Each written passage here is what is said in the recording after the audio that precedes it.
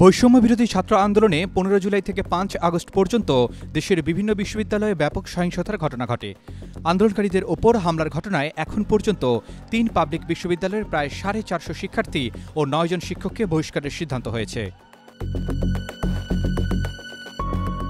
বহিষ্কৃতদের মধ্যে ঢাকা বিশ্ববিদ্যালয়ের ১২৮, জাহাঙ্গীরনগর বিশ্ববিদ্যালয়ের ২৭৯ এবং চট্টগ্রাম প্রকৌশল ও প্রযুক্তি বিশ্ববিদ্যালয়ের ১৯ জন শিক্ষার্থী রয়েছে।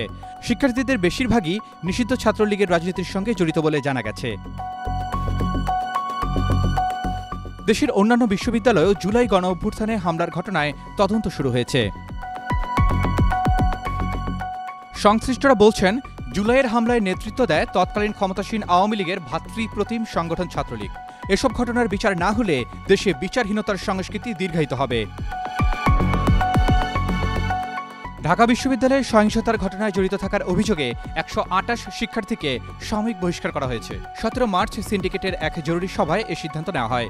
এছাড়া জুলাই গণঅভ্যুত্থানে ঢাকা বিশ্ববিদ্যালয় ক্যাম্পাসে সংগঠিত বেআইনি ও সহিংস ঘটনার অধিকতর তদন্তের জন্য সিন্ডিকেট সদস্য অধ্যাপক ডক্টর তাজমেরি এস.এ. ইসলামকে প্রধান করে একটি কমিটি গঠন করা হয়েছে।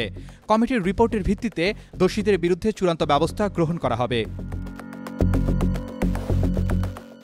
বিশ্ববিদ্যালয় মঞ্জুরি কমিশনের চেয়ারম্যান অধ্যাপক ডক্টর এস.এম.এ. ফায়েজ গণমাধ্যমকে জানান, বিশ্ববিদ্যালয়গুলো নিজস্ব আইন অনুযায়ী পরিচালিত হয়।